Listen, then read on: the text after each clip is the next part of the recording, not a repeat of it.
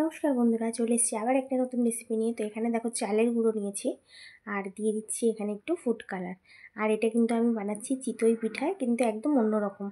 তোমরা তো অনেকেই চিতই পিঠা বানিয়ে থাকো, কিন্তু আমি একদম অন্যরকম বানাচ্ছি। তো দিয়ে দিচ্ছি দেখো সামান্য পরিমাণে নুন। তো দিয়ে এটাকে ভালো করে দেখো একটু মিক্স করে নেব। তো ভালো করে মিক্স করা হয়ে গেলে এতে আমি হালকা উষ্ণ গরম জল দিয়ে গোলাটা গুলে নেব। আর গোলাটা গুলবো একদমই কিন্তু পাতলা করে। তোমরা তো চিতই পিঠে অনেকেই বানাও, কিন্তু আমি বলবো হয়তো এইভাবে কোনো দিন কেউ বানাওনি। তো আমার পদ্ধতিটা কিন্তু একদমই নতুন, আর আমি কিন্তু প্রথমবার ট্রাই করছি এইভাবে, তাই তোমাদের সাথে শেয়ার করছি। ভালো হলেও শেয়ার করব, খারাপ হলেও শেয়ার করব, কিন্তু তোমরা ভিডিওটা দেখতে থাকো। তো এইভাবে দেখো ভালো করে একটুখানি মিশিয়ে গুলে নিয়ে এর মধ্যে দিয়ে দিচ্ছি চিনি। তো চিতই পিঠে কিন্তু সবাই কিন্তু নুন দিয়েই গোলে, চিনি কিন্তু কেউ দেয় না। তো আমি ফার্স্টবার কিন্তু চিনি দিয়ে ট্রাই করছি, এই মানে এটার ভিতরেও যাতে একটু মিষ্টি থাকে। তো আমি এটাকে দুধে ভেজাবো, তখন তো মিষ্টি দেবই, কিন্তু আমি এটার মধ্যেও আজকে মিষ্টি দিয়ে প্রথমবার ট্রাই করছি। আর গোলাটা গুলবো একদম পাতলা করে, দেখি কি হয়, নাই ভালো হবে নাই খারাপ হবে, কিছু তো একটা হবে। তো গোলাটা একদম পাতলা করে গুলবো যাতে পিঠেগুলো প্রচণ্ড পরিমাণে নরম হয়। তো দেখো এইভাবে করে গুলে নিয়ে একদম হালকা হালকা করে জল দিয়ে একদম একটা পাতলা গোলা তৈরি করে নেব। আর চিনি দিয়ে প্রথমবার ট্রাই করব, দেখি চিনি দিয়ে কেমন লাগে বা এটা ওঠে কি না। এটা আমিও প্রথমবারই ট্রাই করছি, তাই তোমাদের সাথে শেয়ার করছি, বারবার বলছি। ভালো হলেও ভালোটাও শেয়ার করব, খারাপ হলে খারাপটাও শেয়ার করব। তো দেখো এইভাবে করে ভালো করে গুলে একটা পাতলা ডো তৈরি করে নিয়েছি। আর গামলাটা একটু ছোট হয়ে গেছে গোলার জন্য, আর একটু বড় নিলে ভালো হতো।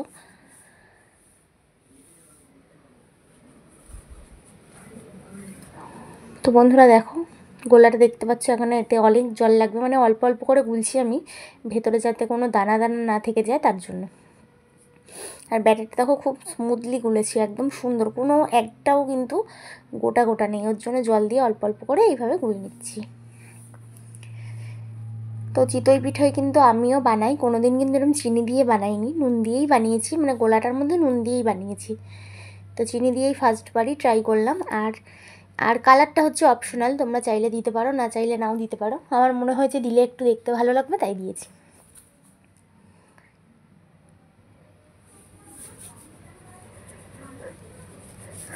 তো একটু কালারফুল হলে তো দেখতে ভালোই লাগে বলো। আর এই গোলাটা উল্টে উল্টে সত্যি বন্ধুরা আমার হাত ব্যথা হয়ে গেছিলো, মানে অনেকক্ষণ ধরে চেষ্টা করে করে এরম পাতলা করছিলাম।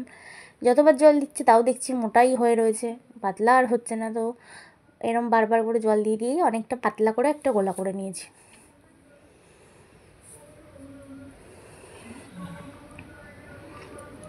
তো দেখো এবার মনে হয় মোটামুটি হয়েই গেছে।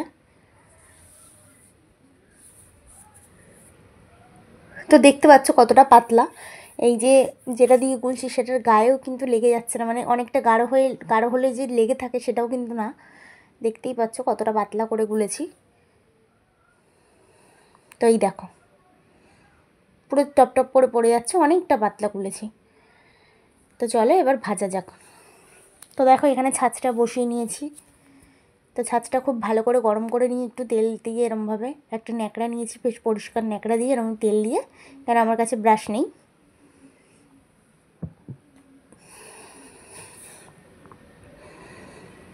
তো তারপরে দেখো এক হাতা করে গোলা এর মধ্যে দিয়ে দিচ্ছি।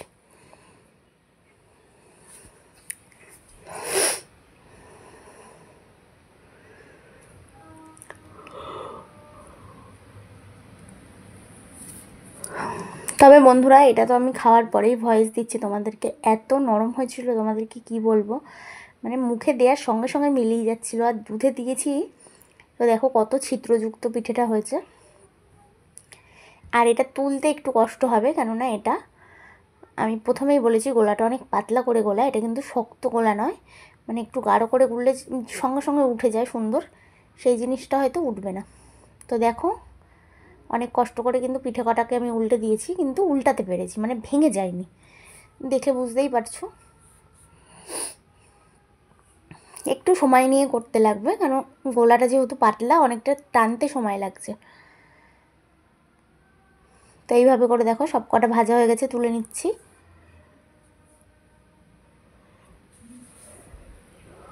আর এগুলোর ভেতর যেহেতু মিষ্টি দেওয়া আছে, তো এগুলো কিন্তু শুধুও খাওয়া যাবে, বেশ ভালোই লাগবে খেতে। তো এইভাবে করে বাদ বাকিগুলো আমি কিন্তু ভেজে নিচ্ছি। তো এইগুলো সবই দেখো এইভাবে করে ভেজে নিচ্ছি আমি। তোমাদেরকে অনেকগুলোই কিন্তু আমি ভেজে দেখালাম, যে তুলতে একটু কষ্ট হবে কিন্তু বন্ধুরা উঠে যাবে। তো বুঝতেই পারছো আমি কিন্তু দেখতেই পেরে যে গুঁড়োটা মানে গোলাটা কতটা পাতলা করে গুলেছি, কিন্তু তাও কিন্তু উঠে যাচ্ছে। তো কোনো অসুবিধা নেই, এইভাবে একটু কষ্ট করে তুলবে উঠে যাবে। হয়তো একটু কষ্ট হবে তুলতে, কিন্তু উঠে যাবে। তো বন্ধুরা এইভাবে করে কিন্তু সব কটা পিঠেই আমি ভেজে নিয়েছি।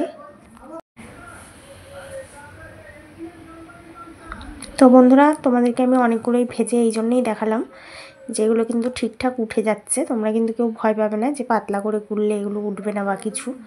তো সব কটা কিন্তু এইভাবে উঠে যাচ্ছে, দেখতেই পাচ্ছ।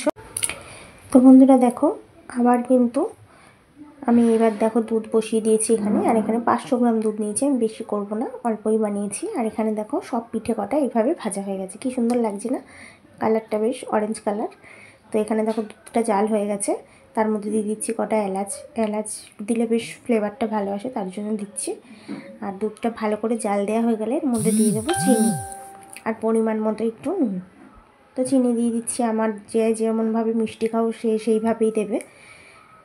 আর চিনিটা দিয়ে ভালোভাবে আরেকটুখানি ফুটে উঠলে আমি পিঠেগুলোকে দিয়ে দেবো।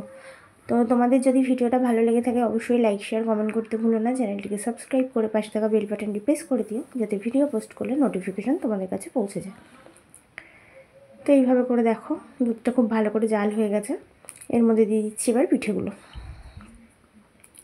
তো বন্ধুরা কত সুন্দর কালার হয়েছে দেখেই বুঝতে পারছো। আর যেহেতু পাতলা করে গুলেছিলাম তো পিছনটা একটু হালকা কিন্তু কালো কালো হয়ে গেছে, কিন্তু এটা কিন্তু পুড়ে যায়নি, বেশ ভালো খেতে লাগছিলো। তো এবার দেখো দুধটা খুব ভালো করে জাল দেওয়া হয়ে গেছে, তো এর মধ্যেও আমি একটু কালার দিয়ে দিচ্ছি, যাতে দুধটাও একটু কালারিং হয়ে যায়, তাহলে দেখতে বেশি ভালো লাগবে।